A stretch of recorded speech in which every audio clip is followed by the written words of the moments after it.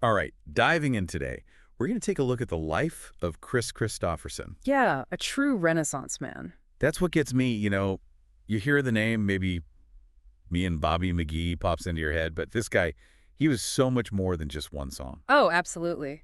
Even just glancing at this news article about his passing, you can tell there's a whole life story here.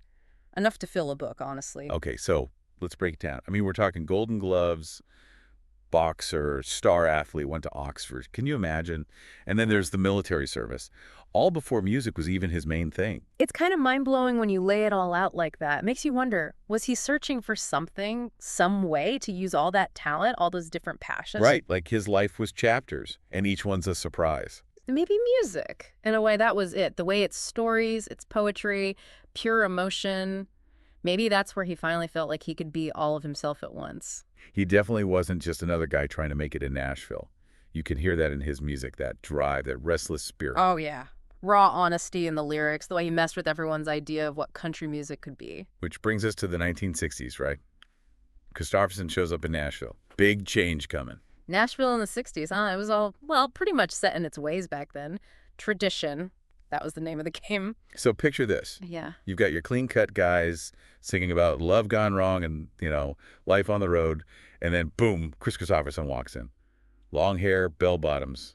Yeah? A Rhodes Scholar, for crying out loud. His life sounds more like an action movie than a country song. Oh, man, he shook things up. And it wasn't just the look. His songs, they had this depth, this realness, struggles, doubt, the hard stuff, not just rhymes, but like poetry, You could tell he brought something different to the table. You mentioned that Oxford background. Mm-hmm. You think that's part of what made him such a rebel in that scene? Totally. I mean, here's a guy who's not trying to fit a mold. He's bringing his whole self, the brains, the experience, all of it. And it comes out in his writing, no question. Give me an example. What's a Kristofferson lyric that really screams Oxford? Okay, take Sunday Morning Comin' Down. Johnny Cash made it famous.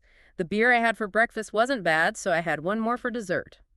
That ain't your typical country song, right? Paints a picture, though, doesn't it? Exactly. And it makes you think, too. Speaking of Cash, what about that story?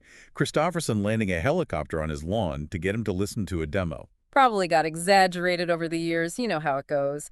But truth is, Cash heard something special in Kristofferson's music, that's for sure. Raw talent, one-of-a-kind voice, it deserved to be heard. Almost like he became the bridge then. Yeah. Between Kristofferson and the whole Nashville establishment. That's a good way to put it. Cash championed him, recorded his songs, gave him a stage, a bigger audience.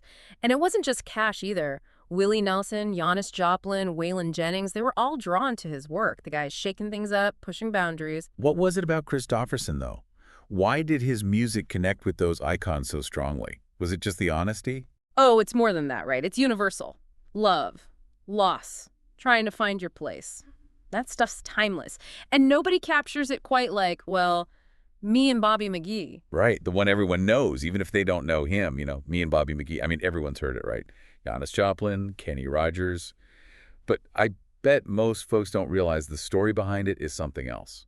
You're not wrong. It's like it's got a life of its own now, but how it all began. Kind of wild, honestly. The article mentioned this guy, Fred Foster, from Monument Records. Yeah, he's the one who tossed out the idea, me and Bobby McGee. But Kristofferson, he took that and spun it into gold. And get this, he got inspiration from, of all things, Fellini movies. Right. Talk about unexpected. Seems Kristofferson was really moved by La Strada, the way Fellini gets those fleeting connections, these moments of, like, pure understanding between characters.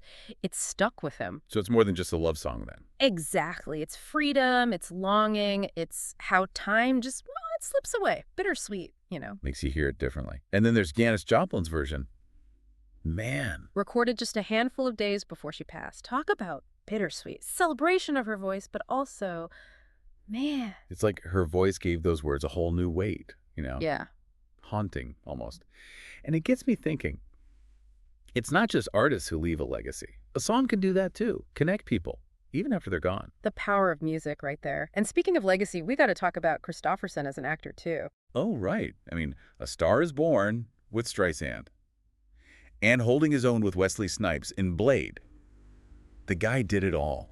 And always went for those meaty roles, complex characters, flaws, always searching for something. Like the folks in his songs, actually. Looking back, you're right. Kris Kristofferson, he was more than just a musician, more than an actor. He was one of a kind, always searching, always creating, never afraid to do things his way. A good reminder, I think. Life's not about fitting in, It's about taking those passions, whatever they are, and making something real out of them, leaving your mark. Maybe even inspiring somebody else along the way. And on that note, to everyone listening, what's your something, what's calling to you, even if it seems strange or different? What would it take to bring those pieces together, make your own mark? Something to think about, right?